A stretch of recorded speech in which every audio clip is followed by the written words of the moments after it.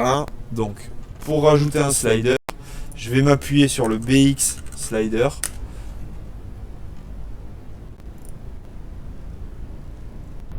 Là, j'ai les exemples fonctionnels. Il y a besoin de jQuery. Il y a besoin d'un fichier CSS, de jQuery et de leur fichier JS. Donc ça, je vais le coller ici et regardez. C'est ça qu'ils me disent. Hein. Vous le collez là et vous regardez. Donc le fichier CSS à réorganiser. Je le mets avant mon main parce que moi j'ai peut-être envie d'aller modifier des trucs là-dedans et d'écraser des propriétés du BX Slider. Si je le mets après, les modifs dans main CSS auront pas de valeur. Les deux scripts, donc déjà jQuery.min.js, ça tombe bien, on l'a. Et le BX Slider qui est du coup chargé depuis un Content Delivery Network, CDN. Ça c'est pratique, ça ira vite. Je vais quand même le mettre en bas et je le mets dans la hiérarchie des scripts les plus importants. Le plus important, c'est la bibliothèque jQuery qui est utilisée par Popper et Bootstrap. Et après, là, le petit slider en plus, jQuery BX Slider. En dernier, mon main.js qui va tout déclencher si nécessaire. Ça, c'est la première étape. La deuxième, du coup, c'est... pour moi, la deuxième, c'est la 3. C'est de faire mon slider.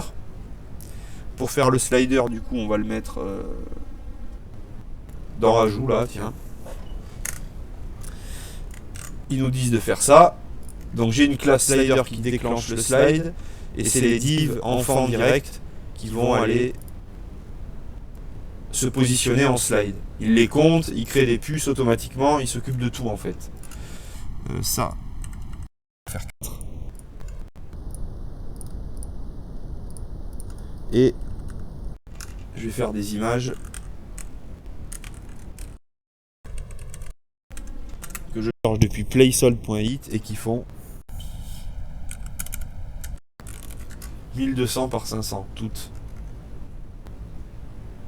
Playsold.it, ça me permet d'aller mettre des fausses images avec des niveaux de gris et la dimension de l'image, et du coup toujours optique, ne pas quitter le HTML, continuer à intégrer, développer des trucs, et si besoin pour les images, c'est la personne qui s'occupera de l'inté HTML CSS qui va remplacer les playsold.it par les images à la bonne dimension qu'elle a récupérées du web designer. Dernière étape que j'ai pas faite, c'est celle-là, donc un document ready, ce qui fait qu'en fait la dernière étape c'est juste ça là, viser la cible CSS, donc c'est un slider qui utilise jQuery, il y a le $, on marche toujours pareil avec la cible CSS, le point slider, c'est ma div parent, et on lance une fonction. Cette fonction là en fait, ce qu'il faut se dire c'est que le BX Slider, il allait rajouter une grande fonction BX Slider à la bibliothèque jQuery en gros.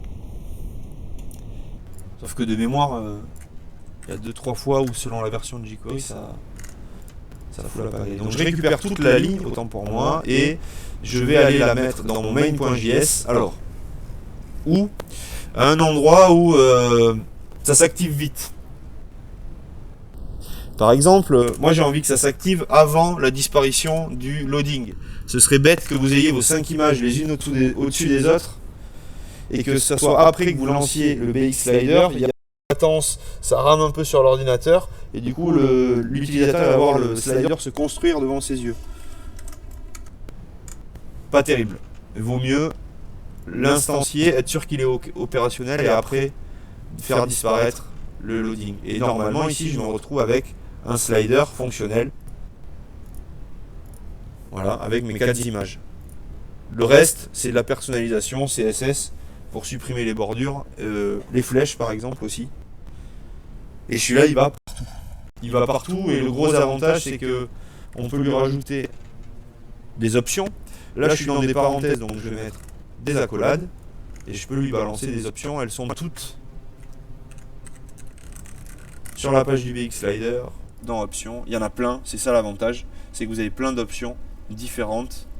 Vous avez le nom de l'option à utiliser, alors que je sélectionne la horizontale, verticale et fade, c'est des chaînes de caractères. Par défaut, c'est le caractère horizontal accepté, enfin qui est chargé. Il y a d'autres valeurs, par exemple le speed, c'est nombre entier en millisecondes, et vous avez la description d'options. c'est la durée du slide en millisecondes. Donc ici, je peux aller mettre split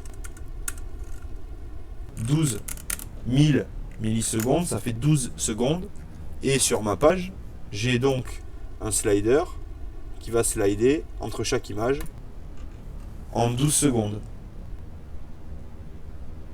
C'est un peu long, mais c'était fait exprès pour vous montrer que les options marchent. Et le BX Slider, c'est celui qu'on a utilisé pour WordPress la semaine dernière, si je dis pas de bêtises. Oui. D'accord. C'est celui qu'on a utilisé sur la vidéo WordPress. La vidéo WordPress, la dernière partie qu'il faut qu'on fasse, c'est la partie où on rétablit les choses, parce qu'en fait, on arrive à le faire marcher, mais dedans, il n'y a pas de balise IMG. Et du coup, il ne se charge pas. C'est juste le retour ACF qui est bugué.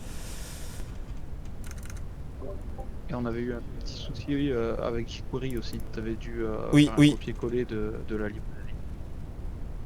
Et autre truc, je vais juste en rajouter une autre pour vous montrer qu'on peut en rajouter plusieurs.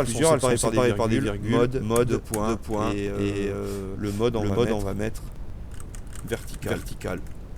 Et là, pas bon. Parce que là, de toute façon, ça va vous mettre une erreur, il va vous dire c'est une verticale, une variable inconnue. C'est une chaîne de clair, il faut faire super gaffe. Vous le verrez parfois très bien écrit comme ça, avec les deux points alignés. C'est joli, je sais pas si c'est. C'est un peu plus lisible. De mon avis, c'est un peu plus lisible, mais il y a quelques critiques là-dessus.